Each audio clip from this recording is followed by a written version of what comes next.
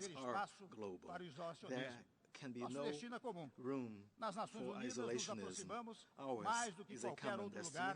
At the United Nations, more than anywhere else, we come close to the universalist ideal that drives us all.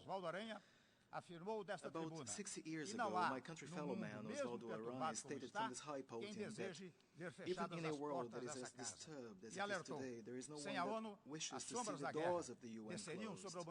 Without the UN, as he warned us all, the shadows of war would descend upon humankind to eclipse relentlessly and definitely the hope of so many men and women. It is in the Assembly of Nations that we nurture our hope, the hope that is achieved in dialogue, through mutual understanding and respect. Respect to others, to ourselves, to our children and grandchildren. Thank you.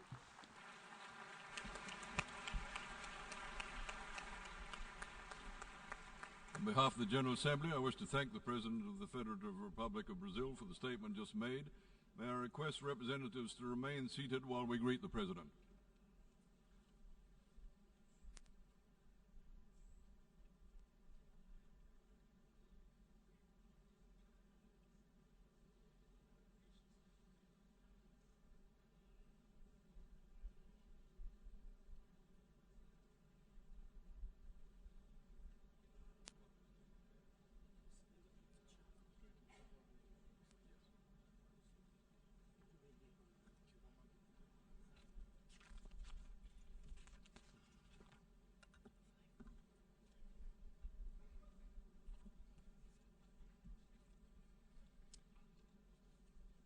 Excellencies, I've been advised that the head of state of the host country is on his way, but he's not yet with us. So I'm proceeding to the next speaker on the speaking list, and will give the floor to the head of state of the host country thereafter. So the Assembly will now hear an address by His Excellency Idriss Déby Itno, the President of the Republic of Chad, and I request protocol to escort His Excellency.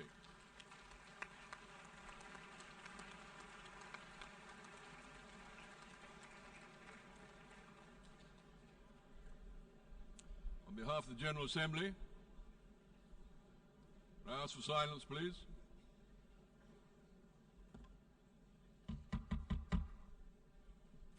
On behalf of the General Assembly, I have the honor to welcome to the United Nations His Excellency Idriss Déby Itno, President of the Republic of Chad, and to invite him to address the Assembly. And then in doing so, again, I address the people at the edges of the hall. If you want to talk, there's plenty of space outside. Excellency, you have the podium.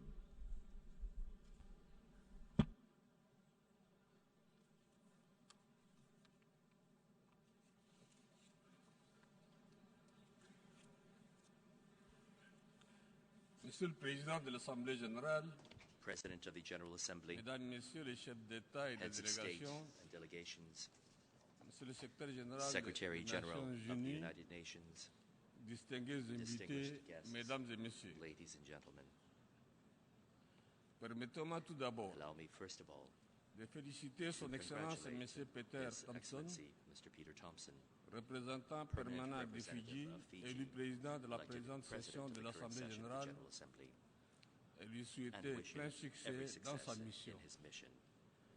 Le Tchad l'assure de tout son soutien. Rest assured of Chad's full Je tiens support. aussi à I would féliciter et also like remercier to Son congratulate Excellence and thank M. Morgan His Excellency Mr. Lekeitnotov, Morgan Lickentov, président de l'Assemblée President, générale sortant, outgoing pour son President dévouement of et the ses General multitudes Assembly, d'initiatives for his dedication visant à and for his renforcer many le rôle de initiatives cet aimed organe at strengthening the role le of plus this démocratique et organ, le plus which is the most représentatif des Nations democratic Unies. and the most representative of the United Je Nations. voudrais en même temps, At the same time, on au nom du behalf Tchad of et Chad celui de l'Union and the africaine, African Union, féliciter et rendre un vibrant hommage à Son and Excellence render M. a Ban heartfelt Ki-moon, tribute to His Excellency secrétaire général des Mr. Ban Nations Ki-moon, Unies, Secretary dont le General of the mandat United arrive Nations, bientôt à son whose terme.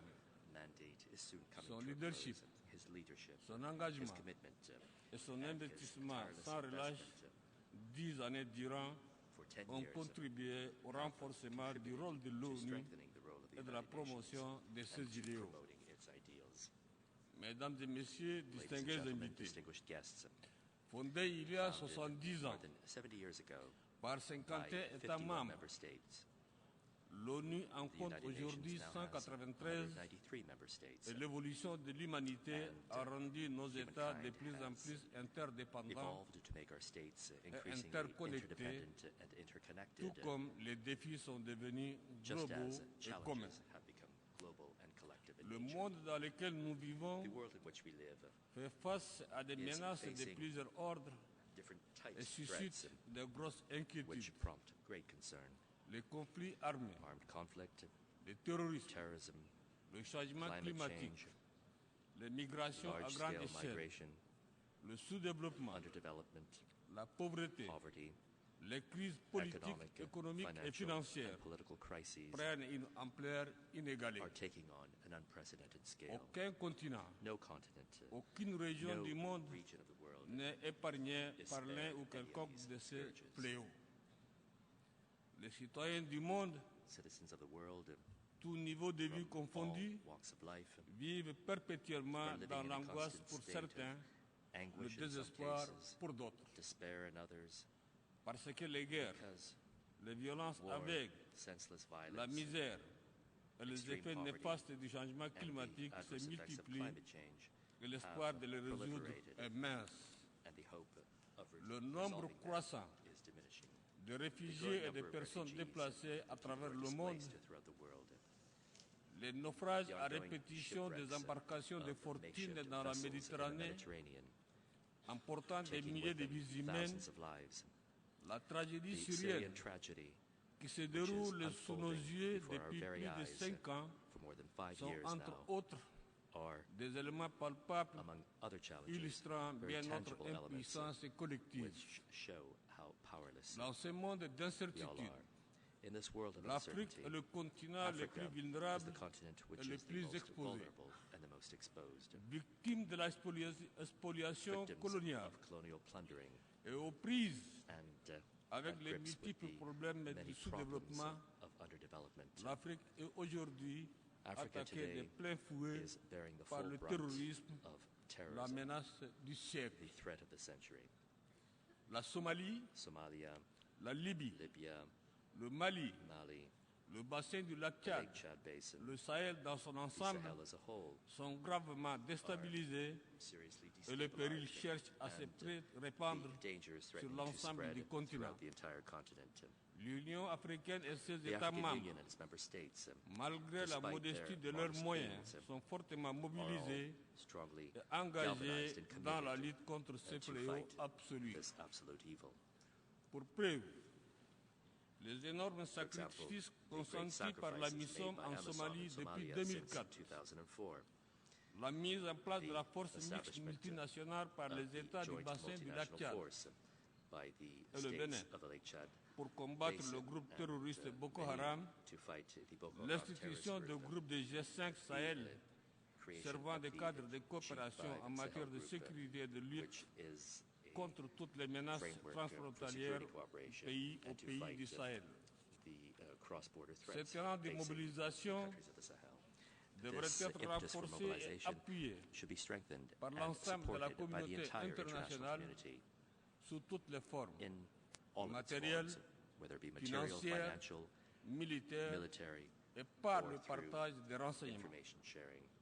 À cet égard, In je this lance respect, un appel du I haut would de like to cette launch an tribune appeal from this podium à tous les to États all of membres the des member Nations states Unies, of the United Nations, en in particulier particular aux partenaires Africa's de l'Afrique, partners, d'apporter to leur provide their contribution au Fonds contributions africain de lutte contre to le the African terrorisme Counterterrorism Fund créé en juillet dernier established par le last sommet July de l'Union by africaine the African Union Summit, tenu à Kigali, which was au held Rwanda. in Kigali in Rwanda. Mesdames et messieurs, Ladies and gentlemen, distingués invités, distinguished guests, l'Afrique déploie également has also d'énormes made enormous efforts efforts pour gérer les to crises et manage conflits the crises and the dont elle conflicts souffre, which en it is mettant experiencing, l'accent sur la promotion d'une approche régionale de résolution des crises emphasizing sous-tendue the par promotion une of the architecture de regional paix et de sécurité. crisis resolution approach underpinned Cette approche by the peace and security qui architecture. mérite d'être fortement soutenu par la This communauté approach, which should be strongly internationale, supported by the international community, vise à is aimed at renforcer les strengthening capacités d'intervention des organisations régionales et of sous-régionales regional and sub-regional compte tenu de leur organizations, given their proximité geographic géographique, proximity,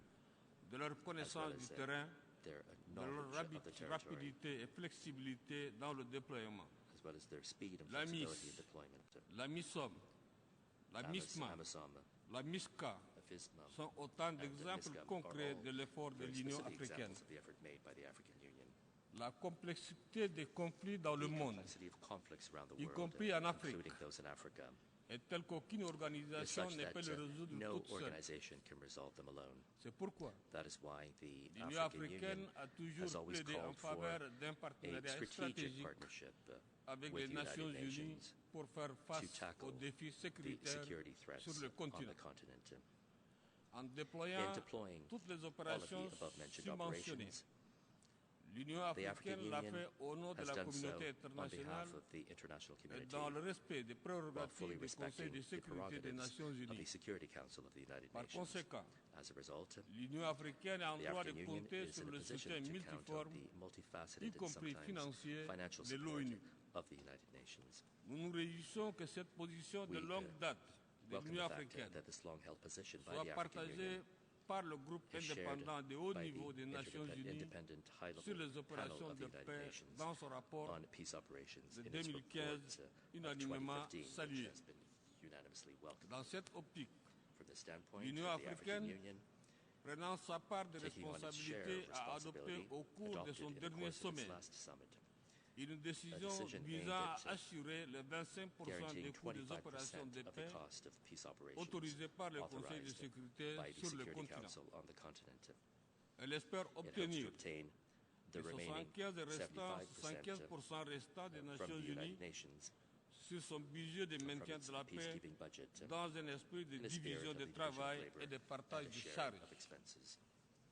L'Union africaine The African Union attend donc is avec therefore impatience anxiously awaiting l'ouverture de the discussions beginning of fructueuses fruitful avec discussions l'ONU with the United sur cette Nations on this proposition proposal afin de in order to parvenir reach à an un accord agreement qui puisse which renforcer could further davantage strengthen le the partenariat exemplary exemplaire partnership entre l'Union between the africaine African et les Union Nations and the Unies United Nations dans l'intérêt in the de la interest paix, of peace de la and in protection order to civile protect en temps de crise. civilians in times Mesdames of et Messieurs, crisis. distingués invités, Ladies and gentlemen, distinguished la guests, situation politique the et political and sécuritaire dans security beaucoup de situation in pays many africains African nous countries préoccupe is of profondément. great concern to all of us.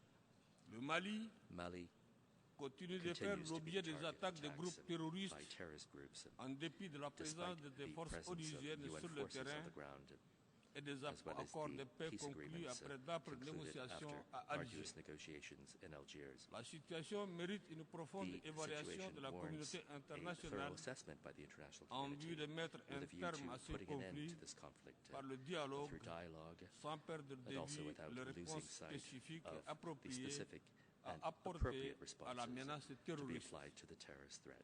La situation The en situation Libye in Libya et au Soudan and du in Sud South Sudan demeure hautement remain deeply préoccupante disturbing et nécessite and une require mobilisation plus greater accrue de la mobilization communauté from the international internationale community impliquant fortement et sur une base with a concertée strong involvement des organisations régionales close respectives concernées of dans le respective règlement de regional ces crises. organizations who are concerned with crisis À cet resolution. égard, l'action In conjointe, this respect, the joint action of the African Union l'action conjointe de l'Union and africaine of et des the Nations United Unies Nations visant à aimed at déployer une deploying force de protection des a civils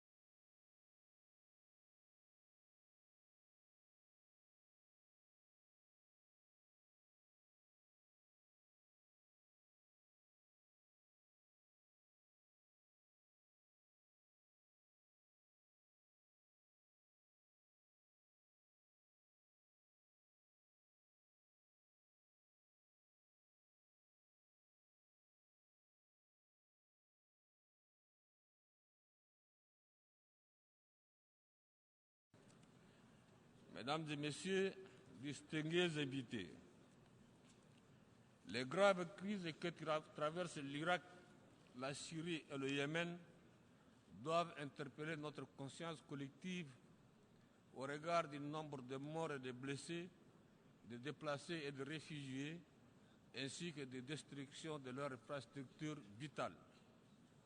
La communauté internationale se doit de trouver de toute urgence une solution politique à toutes ces crises par des négociations directes entre les belligérants.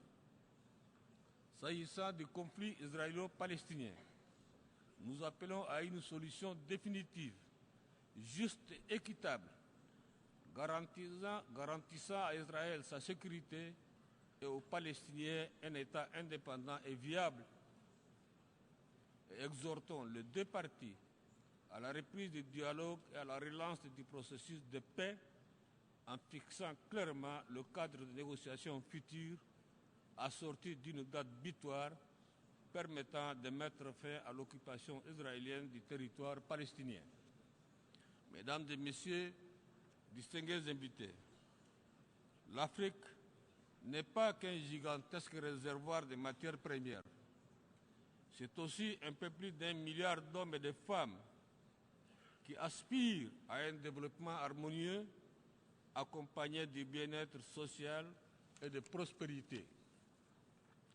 La communauté internationale est capable d'éradiquer la pauvreté sur Terre pourvu qu'elle tienne les engagements pris dans le cadre de l'agenda 2030 pour le développement durable, mettant l'être humain au centre de toutes les préoccupations. La mise en œuvre de cet agenda devrait être une priorité absolue pour éliminer l'extrême pauvreté, lutter contre le changement climatique, renforcer la résilience et promouvoir une croissance économique durable profitant à tous.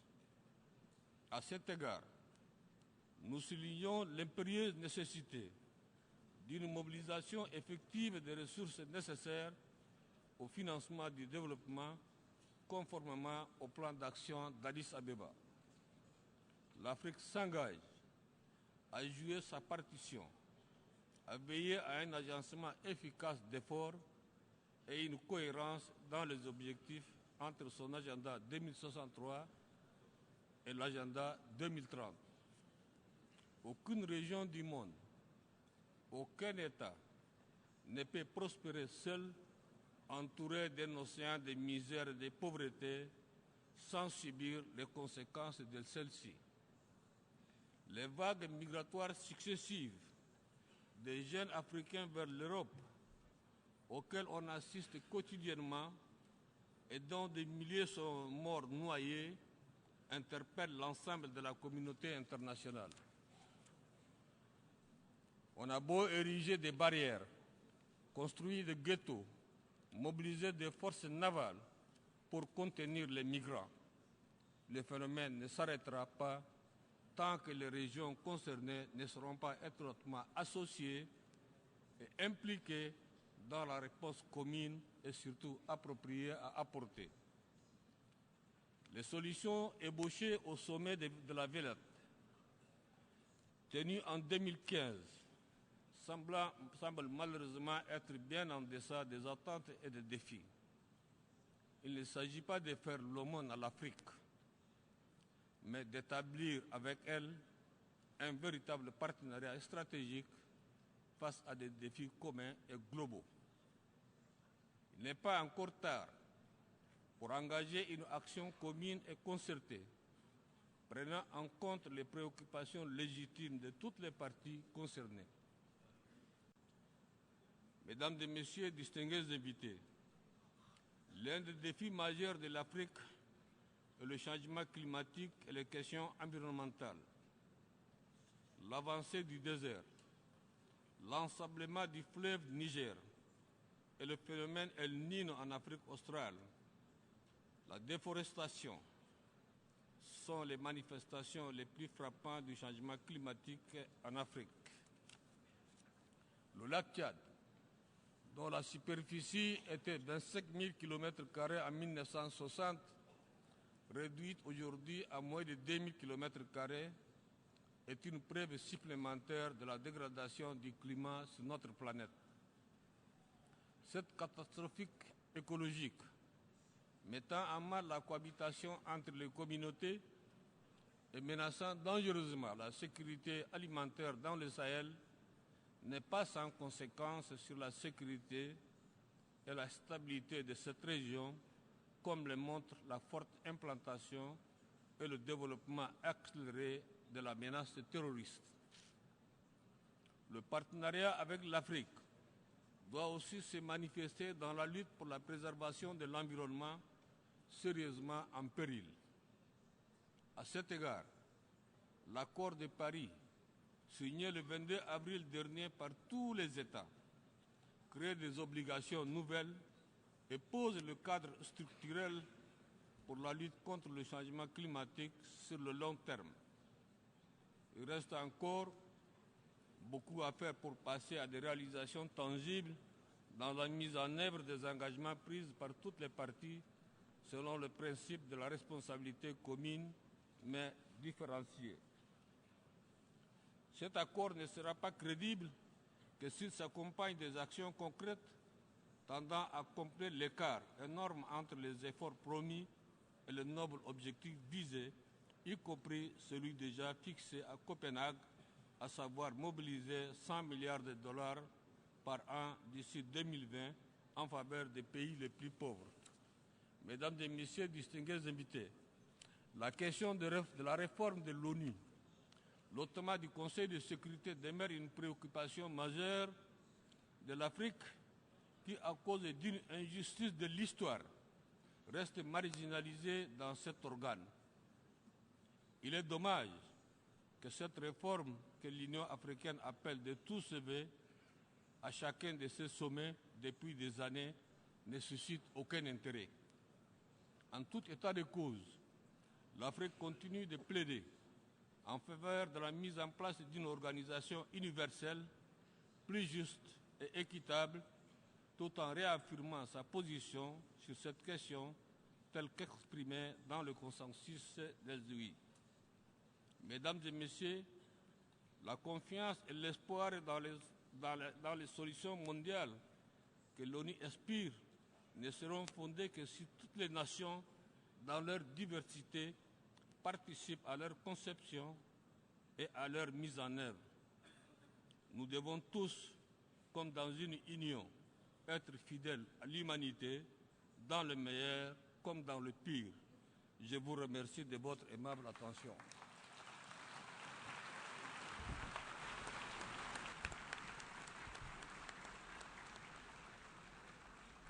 On behalf of the General Assembly, I wish to thank the President of the Republic of Chad for the statement just made. May I request representatives to remain seated while we greet the President.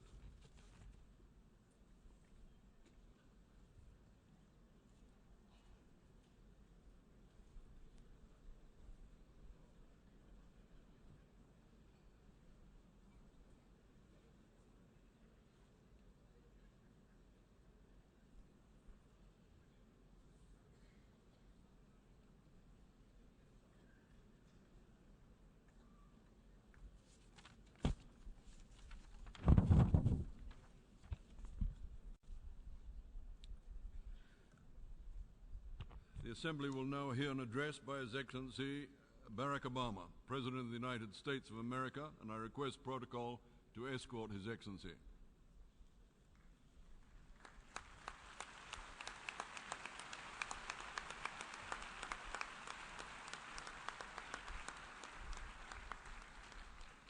On behalf of the General Assembly, I have the honor to welcome to the United Nations His Excellency Barack Obama, President of the United States of America, and to invite him to address the Assembly.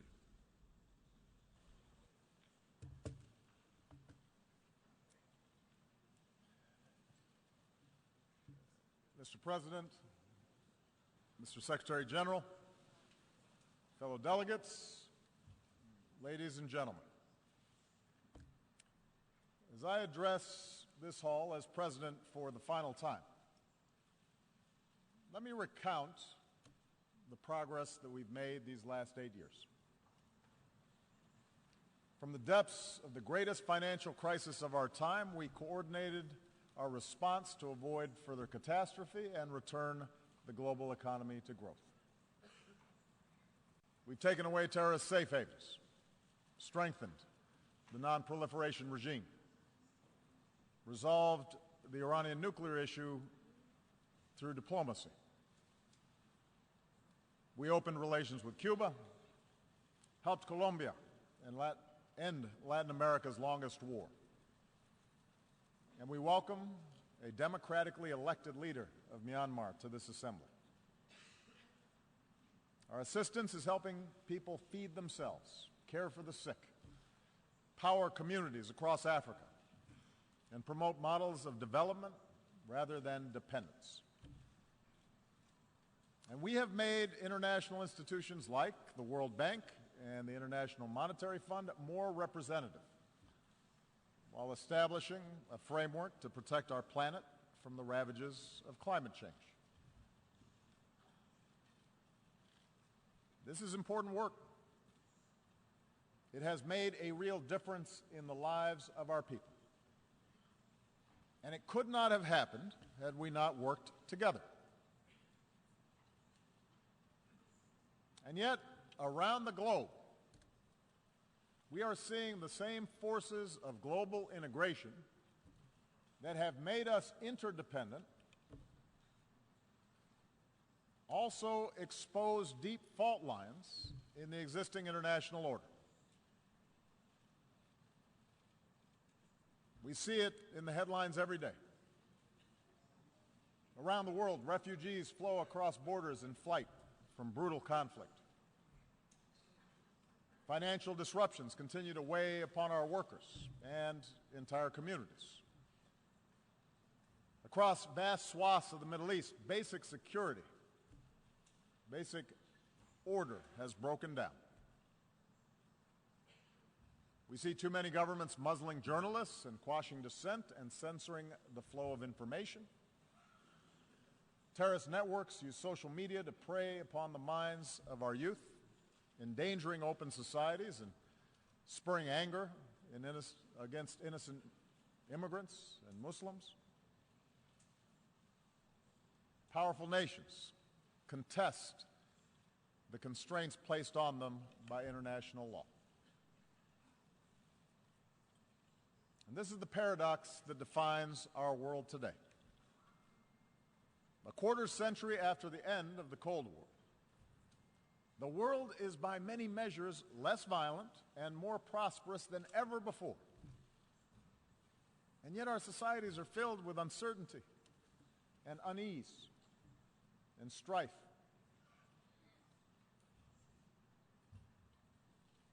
Despite enormous progress, as people lose trust in institutions, governing becomes more difficult, and tensions between nations become more quick to surface. And so I believe that at this moment, we all face a choice. We can choose to press forward with a better model of cooperation and integration, or we can retreat into a world sharply divided and ultimately in conflict along age-old lines of nation and tribe and race and religion. I want to suggest to you today that we must go forward and not backward. I believe that as imperfect as they are, the principles of open markets and accountable governance, of democracy and human rights and international law that we have forged remain the firmest foundation for human progress in this century. I make this argument not based on theory or ideology, but on facts.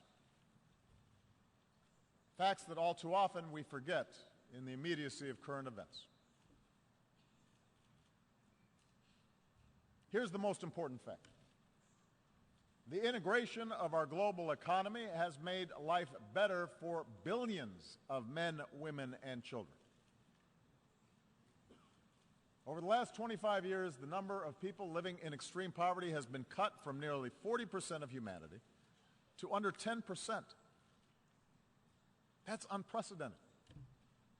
And it's not an abstraction. It means children have enough to eat. Mothers don't die in childbirth. Meanwhile, cracking the genetic code promises to cure diseases that have plagued us for centuries. The internet can deliver the entirety of human knowledge to a young girl in a remote village on a single handheld device. In medicine and in manufacturing and education and communications, we're experiencing a transformation of how human beings live on a scale that recalls the revolutions in agriculture and industry. And as a result, a person born today is more likely to be healthy, to live longer, and to have access to opportunity than at any time in human history.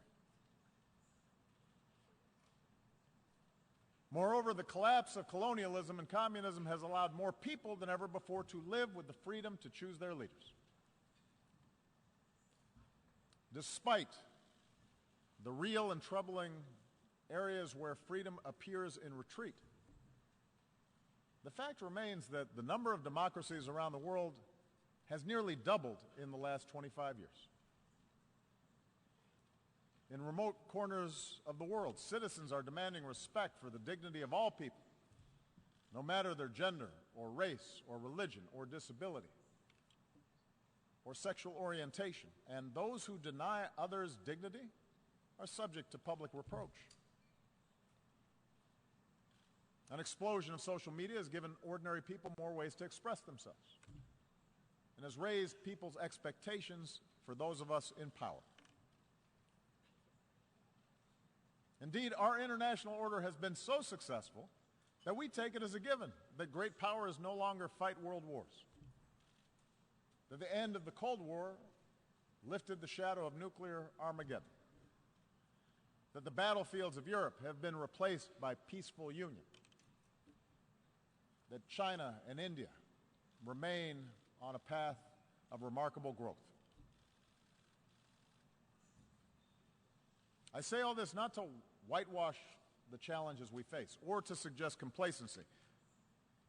Rather, I believe that we need to acknowledge these achievements in order to summon the confidence to carry this progress forward and to make sure that we do not abandon those very things that have delivered this progress. In order to move forward, though, we do have to acknowledge that the existing path to global integration requires a course correction. Because too often those trumpeting the benefits of globalization have ignored inequality within and among nations, have ignored the enduring appeal of ethnic and sectarian identities, have left international institutions ill-equipped, underfunded, under-resourced in order to handle transnational challenges.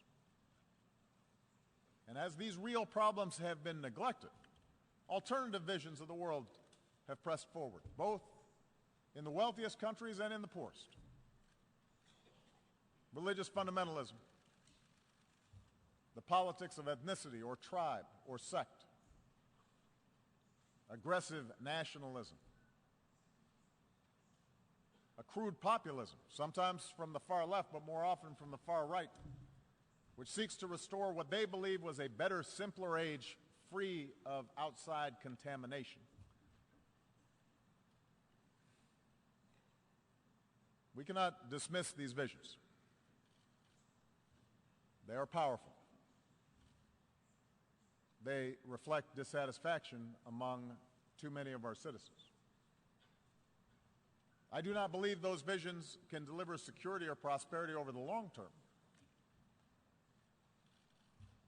But I do believe that these visions fail to recognize at a very basic level our common humanity. Moreover, I believe that the acceleration of travel and technology and telecommunications, together with a global economy that depends on a global supply chain, makes it self-defeating ultimately for those who seek to reverse this progress. Today, a nation ringed by walls would only imprison itself.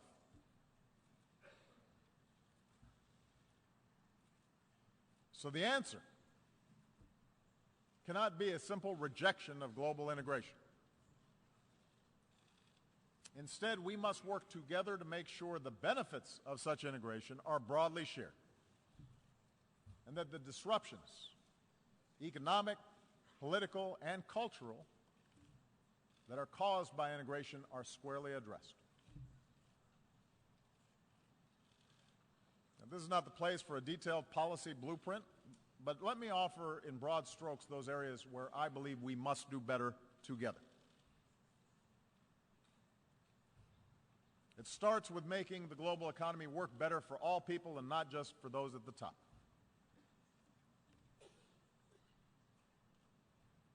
While open markets, capitalism have raised standards of living around the globe, globalization combined with rapid progress in technology has also weakened the position of workers and their ability to secure a decent wage. In advanced economies like my own, unions have been undermined, and many manufacturing jobs have disappeared.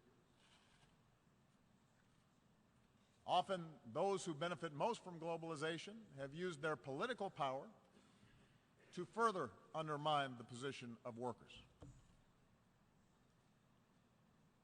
In developing countries, labor organizations have often been suppressed, and the growth of the middle class has been held back by corruption and underinvestment. Mercantilist policies pursued by governments with export-driven models threaten to undermine the consensus that underpins global trade. And meanwhile, global capital is too often unaccountable. Nearly $8 trillion stashed away in tax havens, and a shadow banking system that grows beyond the reach of effective oversight. A world in which 1% of humanity controls as much wealth as the other 99% will never be stable. I understand that the gaps between rich and poor are not new, but just as the child in a slum today can see the skyscraper nearby, technology now allows any person with a smartphone to see how the most privileged among us live and the contrast between their own lives and others. Expectations rise then, faster than governments can deliver, and a pervasive sense of injustice undermines people's faith in the system. So how do we fix this imbalance? We cannot unwind integration any more than we can stuff technology back into a box, nor can we look to failed models of the past.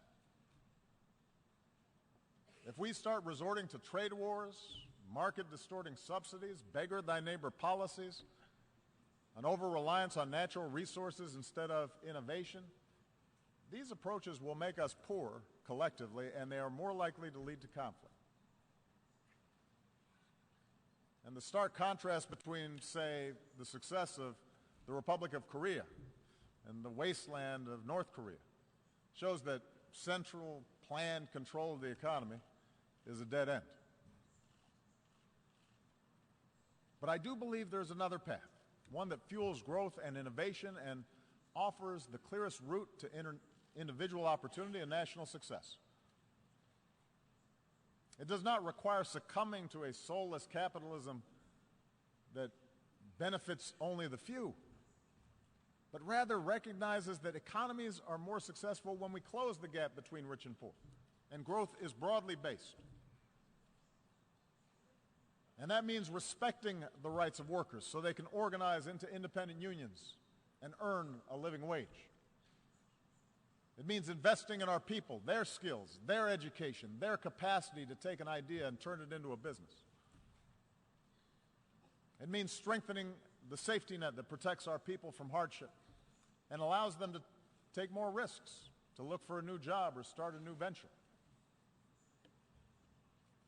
These are the policies that I've pursued here in the United States, and with clear results.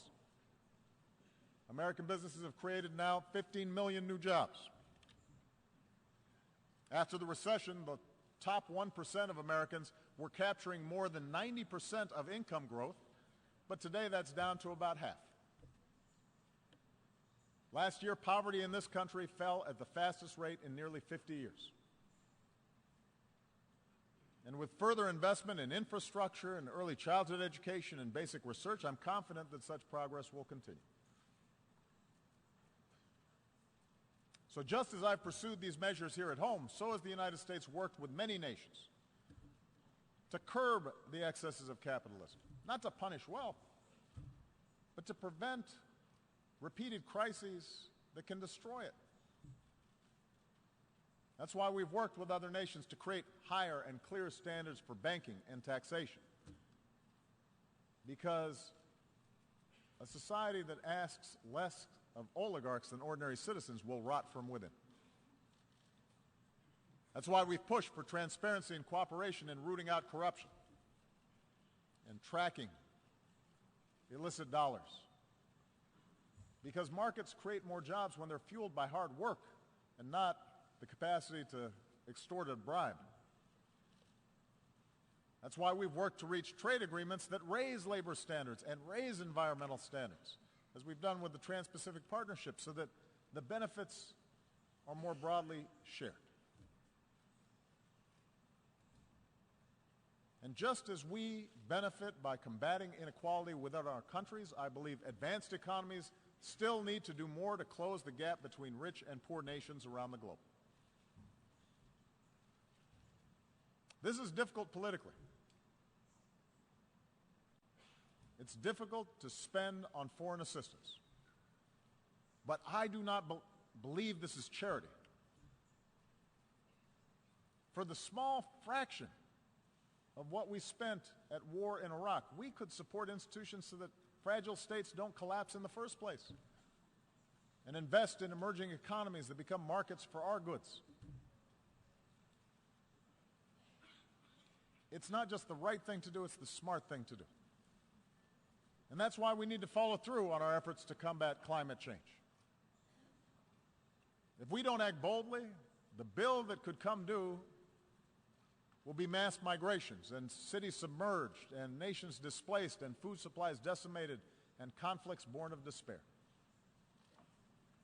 The Paris Agreement gives us a framework to act, but only if we scale up our ambition, and there must be a sense of urgency about bringing the agreement into force and helping poorer countries leapfrog destructive forms of energy. So for the wealthiest countries, a green climate fund should only be the beginning. We need to invest in research and provide market incentives to develop new technologies and then make these technologies accessible and affordable for poorer countries. And only then can we continue lifting all people up from poverty without condemning our children to a planet beyond their capacity to repair. So, we need new models for the global marketplace, models that are inclusive and sustainable. And in the same way, we need models of governance that are inclusive and accountable to ordinary people. I recognize not every country in this hall is going to follow the same model of governance. I do not think that America can or should impose our system of government on other countries. But there appears to be a growing contest between authoritarianism and liberalism right now. And I want everybody to understand, I am not neutral in that contest. I believe in a liberal political order. An order built not just through elections and representative government, but also through respect for human rights and civil society and independent judiciaries and the rule of law. I know that some countries which now recognize the power of free markets still reject the model of free societies. And perhaps those of us who have been promoting democracy feel somewhat discouraged since the end of the Cold War, because we've learned that liberal democracy will not just wash across the globe in a single wave. It turns out building accountable institutions is hard work, the work of generations.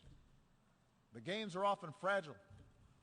Sometimes we take one step forward and then two steps back.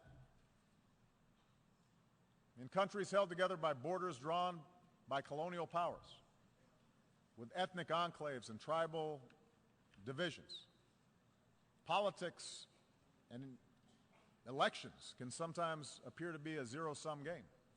And so, given the difficulty in forging true democracy in the face of these pressures, it's no surprise that some argue the future favors the strong man, a top-down model, rather than strong democratic institutions. But I believe this thinking is wrong. I believe the road of true democracy remains the better path. I believe that in the 21st century, economies can only grow to a certain point until they need to open up, because entrepreneurs need to access information in order to invent. Young people need a global education in order to thrive. Independent media needs to check the abuses of power. Without this evolution, ultimately expectations of people will not be met. Suppression and stagnation will set in. And history shows that strong men are then left with two paths: permanent crackdown, which sparks strife at home, or scapegoating enemies abroad, which can lead to war.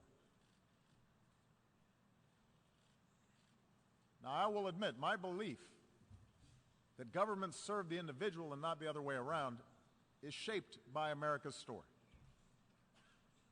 Our nation began with a promise of freedom that applied only to the few, but because of our democratic Constitution, because of our Bill of Rights, because of our ideals, ordinary people were able to organize and march and protest, and ultimately those ideals won out.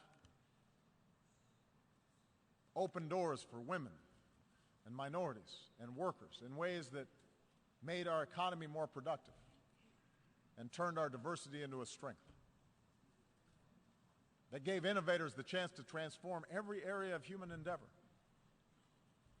That made it possible for someone like me to be elected President of the United States. So yes, my views are shaped by the specific experiences of America, but I do not think this story is unique to America. Look at the transformation that's taken place in countries as different as Japan and Chile, Indonesia, Botswana.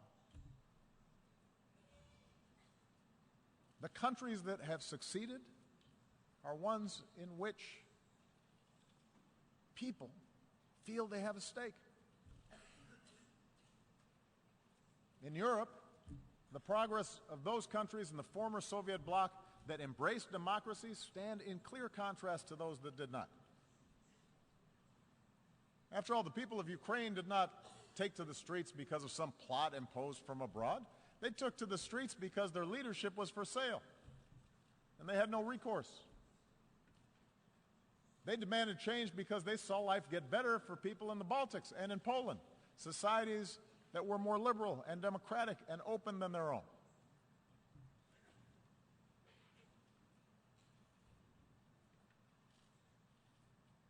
So those of us who believe in democracy, we need to speak out forcefully, because both the facts and history, I believe, are on our side. That doesn't mean democracies are without flaws. It does mean that the cure for what ails our democracies is greater engagement by our citizens, not less. Yes, in America, there is too much money in politics, too much entrenched partisanship, too little participation by citizens, in part because of a patchwork of laws that makes it harder to vote. In Europe, a well-intentioned Brussels often became too isolated from the normal push and pull of national politics. Too often in capitals, decision makers have forgotten that democracy needs to be driven by civic engagement from the bottom up, not governance by experts from the top down. And so these are real problems. And as leaders of democratic governments make the case for democracy abroad, we better strive harder to set a better example at home. Moreover, every country will organize its government informed by centuries of history and the circumstances of geography and the deeply held beliefs of its people.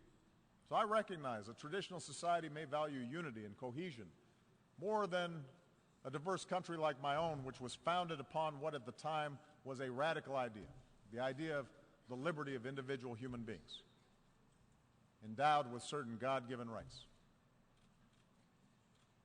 But that does not mean that ordinary people in Asia or Africa or the Middle East somehow prefer arbitrary rule that denies them a voice in the decisions that can shape their lives. I believe that spirit is universal. And if any of you doubt the universality of that desire, listen to the voices of young people everywhere who call out for freedom and dignity and the opportunity to control their own lives.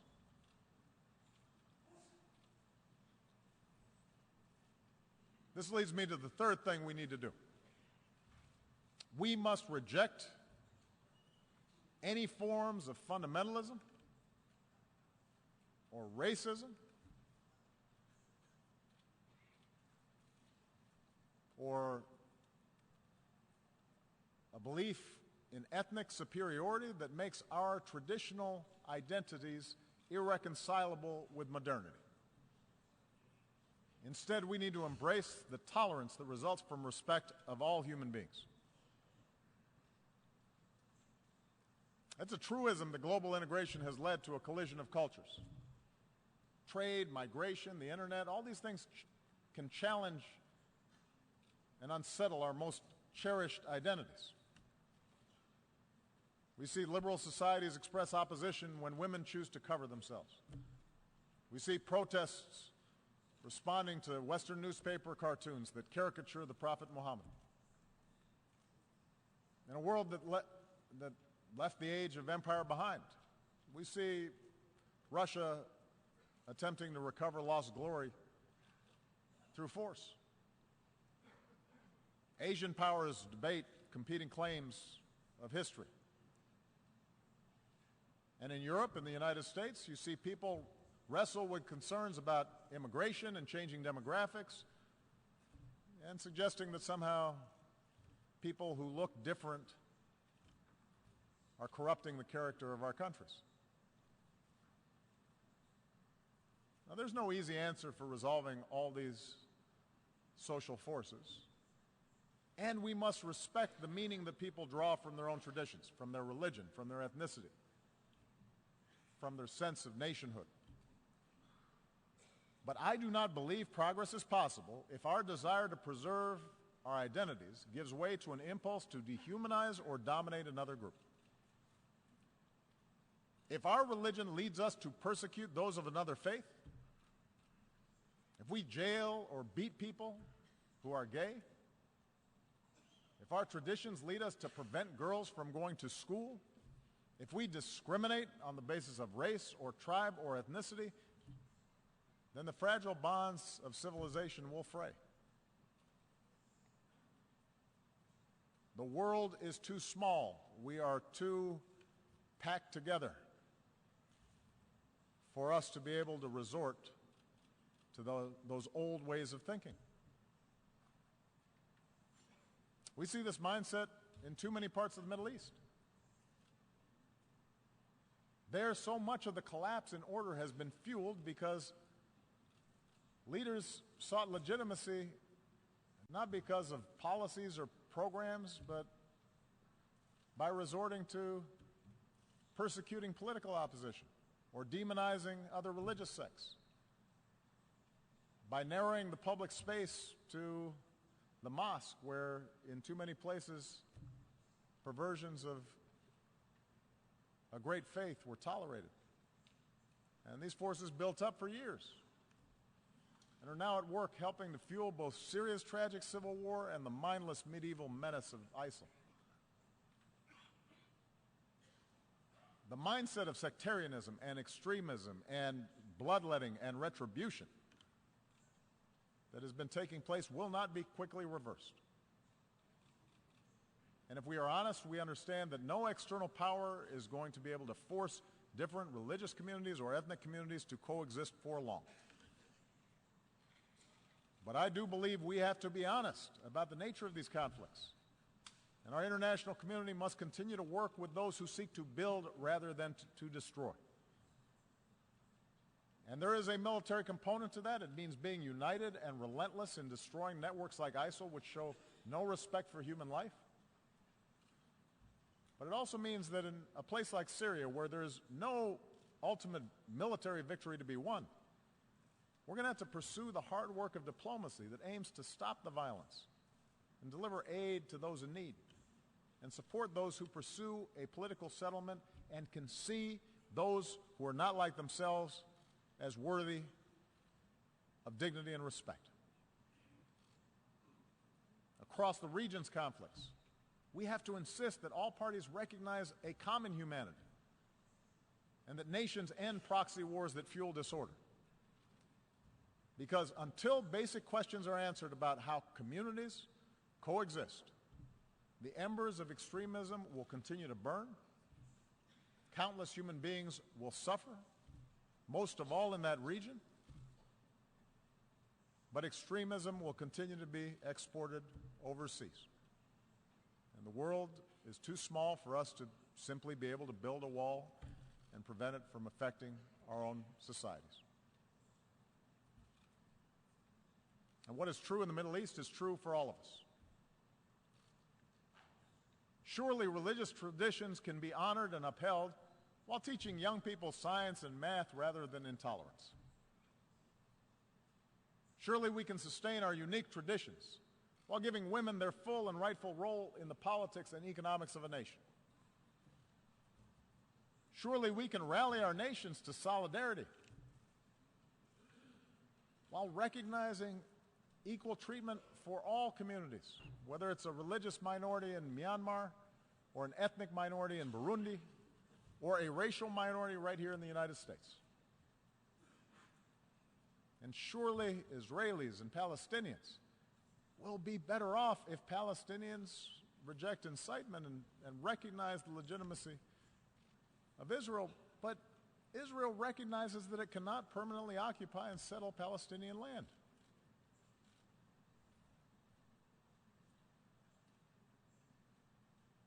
We all have to do better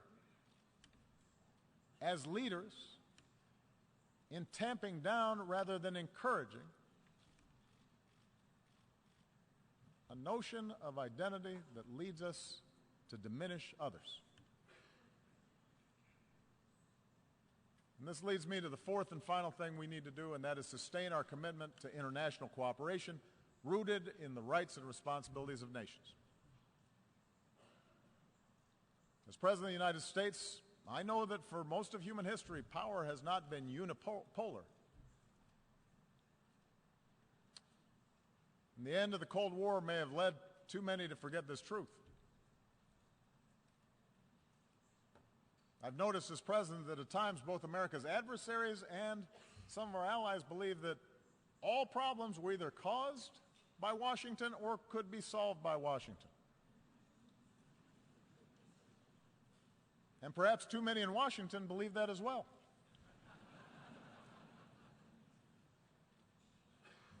But I believe America has been a rare superpower in human history insofar as it has been willing to think beyond narrow self-interest.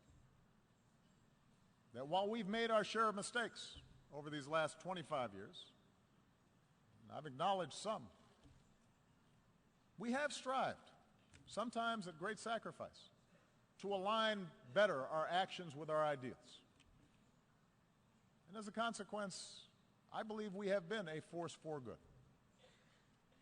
We have secured allies. We've acted to protect the vulnerable. We've supported human rights and welcomed scrutiny of our own actions. We've bound our power to international laws and institutions. When we've made mistakes, we've tried to acknowledge them. We have worked to roll back poverty and hunger and disease beyond our borders, not just within our borders.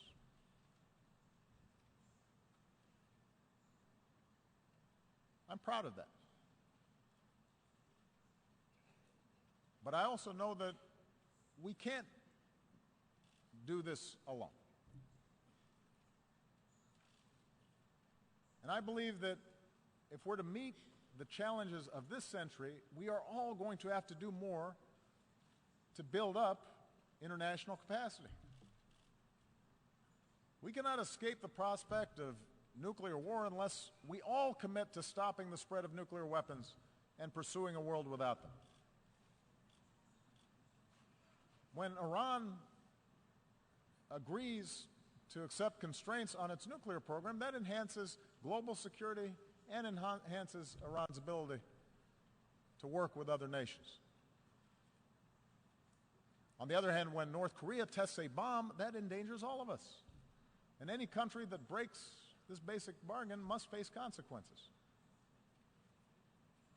And those nations with these weapons, like the United States, have a unique responsibility to pursue the path of reducing our stockpiles and reaffirming basic norms like the commitment to never test them again.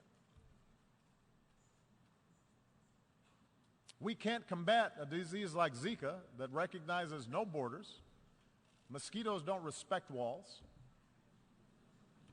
unless we make permanent the same urgency that we brought to bear against Ebola, by strengthening our own systems of public health, by investing in cures and rolling back the root causes of disease, and helping poorer countries develop a public health infrastructure. We can only eliminate extreme poverty if the sustainable development goals that we have set are more than words on paper. Human ingenuity now gives us the capacity to feed the hungry and give all of our children, including our girls, the education that is the foundation for opportunity in our world. But we have to put our money where our mouths are.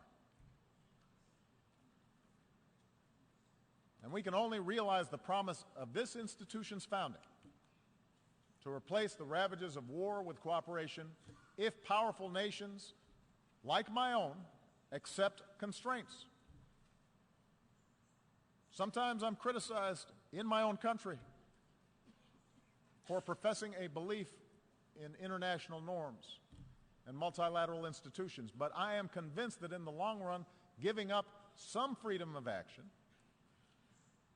not giving up our ability to protect ourselves or pursue our core interests, but binding ourselves to international rules over the long term enhances our security. And I think that's not just true for us. If Russia continues to interfere in the affairs of its neighbors, it may be popular at home, it may fuel nationalist fervor for a time, but over time it is also going to diminish its stature and make its borders less secure. In the South China Sea, a peaceful resolution of disputes offered by law will mean far greater stability than the militarization of a few rocks and reefs. We are all stakeholders in this international system, and it calls upon all of us to invest in the success of institutions to which we belong. And the good news is that many nations have shown what kind of progress is possible when we make those commitments. Consider what we've accomplished here over the past few years. Together, we mobilized some 50,000 additional troops for UN peacekeeping, making them nimble, better equipped, better prepared to deal with emergencies. Together, we established an open government partnership so that increasingly transparency empowers more and more people around the globe. And together, now, we have to open our hearts and do more to help refugees who are desperate for a home. We should all welcome the pledges of increased assistance that have been made at this General Assembly gathering. I'll be discussing that more this afternoon, but we have to follow through even when the politics are hard. Because in the eyes of innocent men and women and children who, through no fault of their own, have had to flee everything that they know, everything that they love, we have to have the empathy to see ourselves We have to imagine what it would be like for our family, for our children, if the unspeakable happened to us. And we should all understand that ultimately our world will be more secure if we are prepared to help those in need and the nations who are carrying the largest burden with respect to accommodating these refugees. There are a lot of nations right now that are doing the right thing.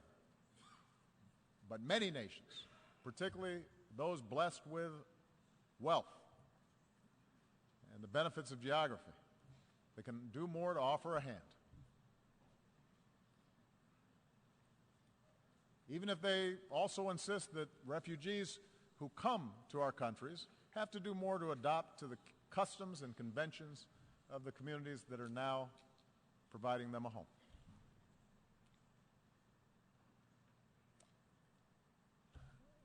Let me conclude by saying that I recognize history tells a different story than the one that I've talked about here today. There's a much darker and more cynical view of history that we can adopt. Human beings are too often motivated by greed and by power. Big countries, for most of history, have pushed smaller ones around. Tribes and ethnic groups and nation states have very often found it most convenient to define themselves by what they hate and not just those ideas that bind them together. Time and again, human beings have believed that they finally arrived at a period of enlightenment, only to repeat then cycles of conflict and suffering. Perhaps that's our fate. We have to remember that the choices of individual human beings led to repeated world war. But we also have to remember that the choices of individual human beings created a United Nations so that a war like that would never happen again.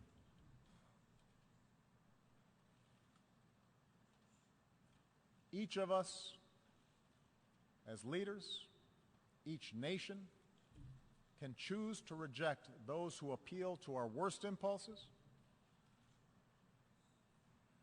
and embrace those who appeal to our best. For we have shown that we can choose a better history. Sitting in a prison cell, a young Martin Luther King Jr. wrote that human progress never rolls on the wheels of inevitability. It comes through the tireless efforts of men willing to be co-workers with God. And during the course of these 8 years, as I've traveled to many of your nations, I have seen that spirit in our young people who are more educated and more tolerant and more inclusive and more diverse and more creative than our generation, who are more empathetic and compassionate towards their fellow human beings than previous generations. And yes, some of that comes with the idealism of youth, but it also comes with young people's access to information about other peoples and places. An understanding unique in human history, that their future is bound with the fates of other human beings on the other side of the world. I think of the thousands of healthcare workers from around the world who volunteered to fight Ebola. I remember the young entrepreneurs I met who are now starting new businesses in Cuba. The parliamentarians who used to be, just a few years ago, political prisoners in Myanmar. I think of the girls who have braved taunts or violence just to go to school in Afghanistan. And the university students who started programs online to reject the extremism of organizations like ISIL. I draw strength from the young Americans, entrepreneurs, activists, soldiers, new citizens who are remaking our nation once again, who are unconstrained by old habits and old conventions and unencumbered by what is, but are instead ready to seize what ought to be.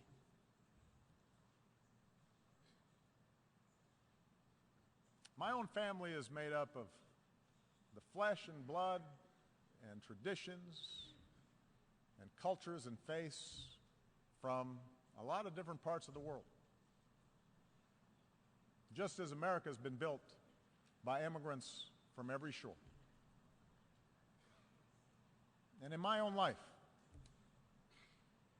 in this country, and as president, I have learned that our identities do not have to be defined by putting someone else down, but can be enhanced by lifting somebody else up. That they don't have to be defined in opposition to others, but rather by a belief in liberty and equality and justice and fairness. And the embrace of these principles as universal doesn't weaken my particular pride, my particular love for America. It strengthens it. My belief that these ideals apply everywhere doesn't lessen my commitment to help those who look like me or pray as I do or pledge allegiance to my flag. But my faith in those principles does force me to expand my moral imagination and to recognize that I can best serve my own people. I can best look after my own daughters by making sure that my actions seek what is right for all people and all children and your daughters and your sons. This is what I believe, that all of us can be co-workers with God. And our leadership and our governments and this United Nations should reflect this irreducible truth. Thank you very much.